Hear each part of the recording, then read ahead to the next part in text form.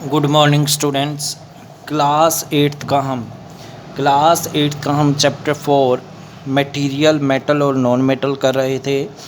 अब ध्यान देंगे, हम पार्ट नंबर 4 करेंगे आज, chemical properties of metal and non metal. जो रासायनिक विशेषताएं हैं, रासायनिक जो विशेषताएं हैं वो पढ़ेंगे हम किसकी, मेटल धातुओं की और नॉन मेटल अधातुओं की। रिएक्शन विद ऑक्सीजन पढ़ेंगे, फर्स्ट टॉपिक है हमारा।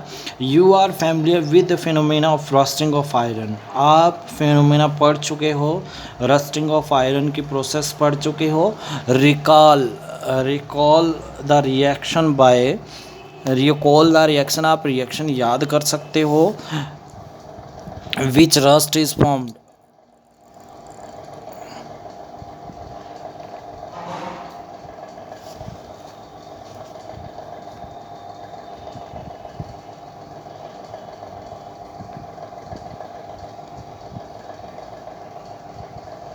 देखो विच रस्ट इज फॉर्म्ड, जिसमें क्या फॉर्म्ड होता है, रस्ट फॉर्म्ड होता है। You had also performed in class 7th an activity of burning of magnesium ribbon in air. आपने क्लास 7th में एक एक्टिविटी की थी, burning of magnesium ribbon in air. मैंने बताया था कि जब किसी भी चीज़ को हम बर्न करते हैं, व्हेन वी बर्न एवरीथिंग, जब हम किसी भी चीज़ को बर्न करते हैं तो उसकी हम ये मान के चलते हैं उसकी रिएक्शन ऑक्सीजन के रूप में होती है। क्यों? जब हम किसी भी चीज़ को जलाते हैं तो वो जलती ही ऑक्सीजन के प्रेजेंस में। मोमबत्ती है, बिना ऑक्सीजन के नहीं जलेगी।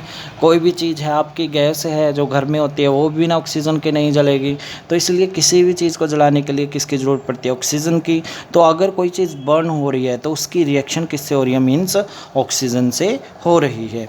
तो यहाँ पे यही चीज़ मान के चलनी है। Had learn that both processes oxide formation takes place. तो यहाँ पे हमने पढ़ा था कि जब कोई भी प्रोसेस में, किसी मेटल में हम ऑक्सीजन के साथ रिएक्ट करवाते हैं, किसी भी प्रोसेस में किसके साथ रिएक्ट करवाते हैं, ऑक्सीजन के साथ रिएक्ट करवाते हैं। जैसे हमने क्या ले लिया था, मैग्नीशियम ले लिया था, ठीक है। अगर हमने मैग्नीशियम ले लिया था, ध्यान देंगे, अगर हमने क्या ले लिया था, मैग्नीशियम ले लिया था, यहाँ पे Mg ले लेता हूँ मैं, तो उसकी रिएक्शन किससे करवा रहा हूँ मैं, ऑक्सीजन से करवा रहा हूँ ना, क्योंकि उसको बर्न करने हैं मैग्नीशियम रिबन को। ऑक्सीजन से रिएक्शन करवा दी तो क्या बन जाएगा, MgO, मैग्नीशियम ऑक्साइड बन जाएगा। मैग्नीशियम ऑक्साइड हमने ये पढ़ा था 7th क्लास में, मैग्नीशियम ऑक्साइड बन जाएगा। अगर हम किसी मेटल की रिएक्शन ऑक्सीजन से, किसी मेटल की रिएक्शन, ये मेटल है, ऑक्सीजन से करते हैं तो मेटल ऑक्साइड बनेगा। ये मेटल है, ये ऑक्साइड है, तो क्या बनेगा, मेटल ऑक्साइड। तो इस तरह से हमने मानकर चलना है। यहाँ पे कोई भी है, जैसे हमने यहाँ पे आयरन लिया हुआ है, ध्यान देंगे, आयरन की रिएक्शन करवाई हुई है। अब देखो आगे पढ़ते हैं। Compare the flowing reaction of iron and magnesium with oxygen. Magnesium और आयरन की रिएक्शन को हम क्या करते हैं, ऑक्सीजन के साथ रिलेटेड करते हैं। यहाँ पे ध्यान देंगे, मैंने क्या ले लिया,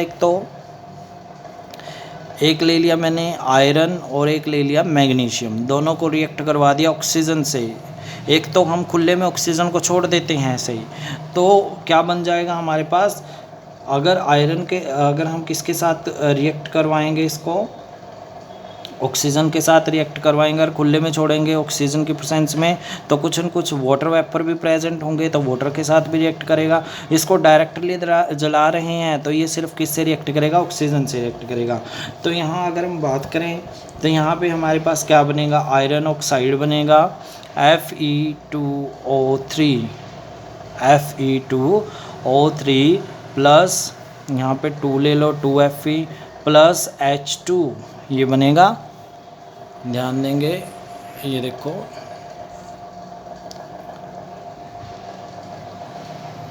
ये रिएक्शन टोटली हमारी बन गई है। यहाँ पे देखो Fe plus O2 plus H2O, तो यहाँ पे क्या बन गया हमारे पास, Fe2O3 plus H2, Mg plus O2, तो क्या बन जाएगा, MgO। इसमें हाइड्रोजन निकला है, इसमें हाइड्रोजन नहीं निकलेगा, बस ये चीज़ ध्यान में रखना है, इसमें हाइड्रोजन नहीं निकलेगा, इसमें सिर्फ ये बनेगा मैग्नीशियम ऑक्साइड, इसमें आयरन ऑक्साइड बनेगा। ये चीज़ ध्यान में रखनी है। ओके, आगे चलते हैं हम।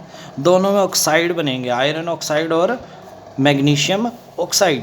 ठीक है, जैसे ये दिया गया है Fe+O2+ वाटर, ये मैंने करवाई दिया है। आगे जो बना था अभी मैंने बना के दिखाया ही है। मैग्नीशियम प्लस ऑक्सीजन, ये भी मैंने करके दिखा दिया। अब एक्टिविटी 4.3 है। Let us check the nature of rusting formed as a result of reaction between iron and oxygen and water. देखो आयरन ऑक्सीजन एंड वाटर के बीच में रिएक्शन होगी। फर्स्ट में आयरन ऑक्सीजन वाटर, जब हम लोहे की चीज़ों को बाहर छोड़ देते हैं तो वहाँ पे वो क्या करते हैं, उनको जंग लग जाता है।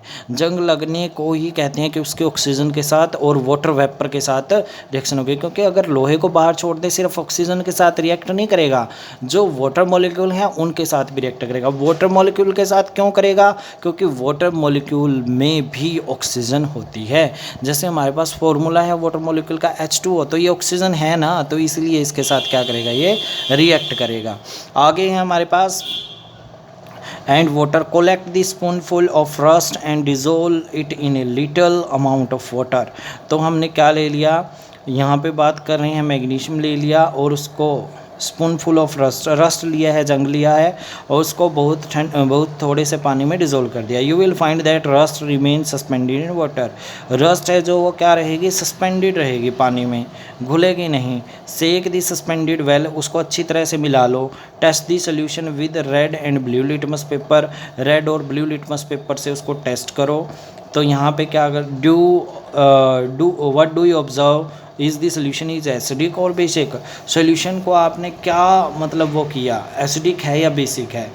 तो यहाँ पे हम आगे चलेंगे, आगे देखेंगे। देखो यहाँ पे हमारे पास नेक्स्ट है, does copper also get rusted. क्या कॉपर को भी जंग लगता है? I have seen A greenish deposit on the surface of copper vessel. अगर ज़रूरी नहीं है सबके ऊपर, अगर जैसे लोहे को जंग लगता है, आयरन को जंग लगता है, लोहे को Fe से लिखा जाता है। अगर लोहे को जंग लगता है, देखो याद रखना आयरन को किससे लिखा जाता है, Fe से। तो आयरन ऑक्साइड बनता है Fe2O3 और ये हल्के भूरे रंग का होता है, हल्के भूरे रंग की परत होती है। अब जंग लगता है जो हल्के भूरे रंग की परत होती है। उसी तरह से कॉपर होता है, जो कॉपर को Cu से लिखा जाता है। कॉपर के ऊपर जो परत चढ़ेगी वो ग्रीनिश कलर की चढ़ेगी। वो भी क्या है, एक रस्ट है। वो एक रस्ट है या फिर हम ये कह सकते हैं कोरोजन है, वो ग्रीनिश कलर का। कोरोजन मतलब जंग है। ठीक है। When a copper vessel is expose to most air for a long time, अगर तांबे को कुछ समय के लिए किस में रख देते हैं, हवा में रख देते हैं। It acquire dull green coating, उसके ऊपर एक हल्की हरे रंग की परत चढ़ जाती है। Green material is a mixture of copper hydroxide. Green जो मटेरियल होता है वो मिक्सचर होता है कॉपर हाइड्रोक्साइड का। अगर हाइड्रोक्साइड है OH है, ये चीज़ ध्यान में रखना, थोड़ा सा बता रहा हूँ। अगर पीछे OH लगता है किसी चीज़ के पीछे तो वो क्या है, एक बेस है। ठीक है। अगर H होता है उसमें कहीं पे भी O नहीं होता, सिर्फ HH होता है अकेला। OH हो गया तो बेस है, अगर ओनली H है तो वो क्या है, एसिड है। अब यहाँ पे कॉपर कार्बोनेट, देखो यहाँ पे copper, water, carbon dioxide, oxygen. अब कॉपर तीन चीज़ों से रिएक्ट कर रहा है, वाटर से भी, कार्बन डाइऑक्साइड से भी, ऑक्सीजन से भी। तो यहाँ पे ध्यान देना है, एक तो कॉपर हाइड्रोक्साइड बनेगा, एक कॉपर कार्बोनेट बनेगा। अब हमने कॉपर हाइड्रोक्साइड है तो ये क्या है हमारे पास, बेस है या एसिड है? OH है तो ये क्या है, एक बेस है। ये चीज़ सीधा डायरेक्टली याद रखनी है। उसके बाद है हमारे पास now recall the activity of burning magnesium ribbon. Magnesium ribbon की एक्टिविटी याद करो। The ash obtain from the burning magnesium ribbon is dissolved in water and tested for its acidic and basic nature। तो उसको acid और basic nature के लिए test करेंगे तो वो एसिडिक सोल्यूशन मिला था। Is the solution is acidic or basic, how do you ascertain this, आप कैसे पता करोगे इसका? You must have observe that the red litmus turn blue. जो रेड लिटमस पेपर था वो ब्लू हो जाएगा। अगर रेड ब्लू में हो गया तो वो क्या है, बेस है। वो क्या है, एक बेस है। So oxide of magnesium is also basic in nature. जो हमारे पास मैग्नीशियम का ऑक्साइड है वो क्या होगा, हमारा बेसिक होगा नेचर में। In general metallic oxide are basic in nature. Metal के जितने भी ऑक्साइड हैं वो क्या मिलेंगे, बेसिक मिलेंगे। ये हमारी केमिकल प्रॉपर्टी है। मेटल के जितने भी ऑक्साइड हैं, ये यहाँ पे ये चीज़ ध्यान में रखनी है कि मेटल के ऑक्साइड होते हैं जितने भी, वो क्या होते हैं, बेसिक होते हैं नेचर में। वो क्या होते हैं, बेसिक इन नेचर। और हमने यहाँ पे भी कर चुका है एक रिएक्टिविटी, जो कॉपर है अगर वो ऑक्सीजन से रिएक्ट कर रहा है तो कॉपर ऑक्साइड बनेगा। Copper oxide, copper hydroxide, copper hydroxide बनेगा। कॉपर हाइड्रोक्साइड है जो, वो क्या है, एक बेस है। तो इसीलिए जितने मेटल ऑक्साइड हैं, उनके जितने भी मेटल ऑक्साइड हैं वो सभी क्या होते हैं, बेस होते हैं नेचर में। उसके बाद है activity 4.4। To demonstrate this activity in the class by the teacher, take a small amount of powder sulfur in a deflagrating spoon and heat it. If deflagrating spoon is not available, you may take a metallic cap or any bottle and wrap a metallic wire around it. देखो ये इस तरह की क्या होती है, हमारे पास डिफ्लैग्रेटिंग spoon होती है। डिफ्लैग्रेटिंग स्पून होती है, यहाँ से पकड़ते हैं इसको, ये इस तरह से यहाँ पे लगी हुई होती है, ठीक है। इस तरह से क्या होती है, डिफ्लेटिंग। अगर ये नहीं है तो इस तरह से हम घर पे बना सकते हैं। देखो ये बोतल का ढक्कन है, ढक्कन पे वायर बांधी हुई है, ये डिफ्लैग्रेटिंग क्या है, स्पून है। उसके बाद क्या करेंगे, any bottle and wrap a metallic wire around it and give the shape of this one. इस तरह से शेप दे देनी है हमने। As soon as sulphur, as soon as sulphur,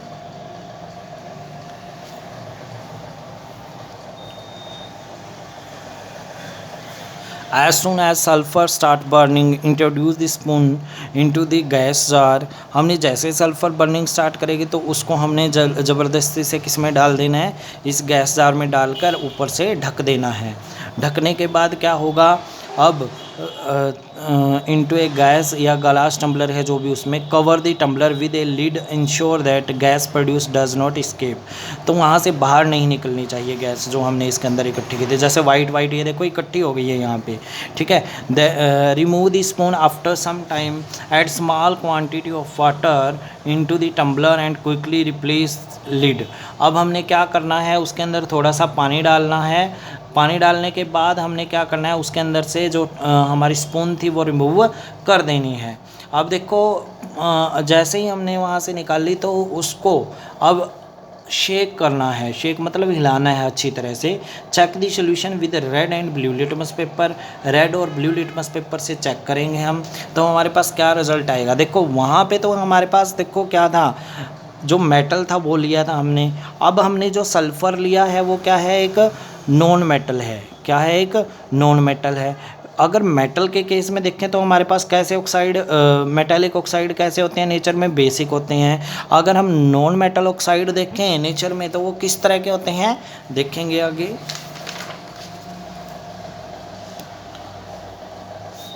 देखो यहाँ पे कह रहे हैं the name of product formed in the reaction is sulfur and oxygen is sulfur dioxide gas. When sulfur dioxide is dissolved in water, sulfurous acid is formed. This reaction can be as follow। देखो sulphur dioxide है plus water है, सल्फ्रियस acid बन जाएगा। Sulphurous asset turn blue litmus paper two red, blue से red में हो जाएगा। तो इसलिए नॉन मेटल के जो ऑक्साइड होते हैं वो क्या होते हैं, एसिडिक होते हैं नेचर में।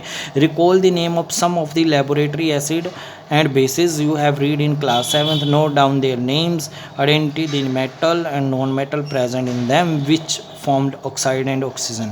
जैसे मैग्नीशियम ऑक्साइड था, मैग्नीशियम यहाँ पे बात करें मैग्नीशियम होता है इसके अंदर। अगर मैग्नीशियम होता है तो देखो क्या बनेगा, मैग्नीशियम ऑक्साइड है तो यहाँ बनेगा हमारे पास मैग्नीशियम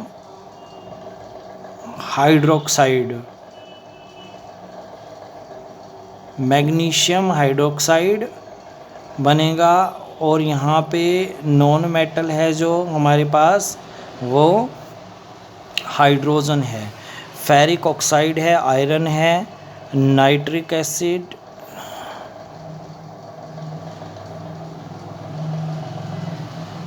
फेरिक ऑक्साइड है, आयरन मिलेगा इसमें।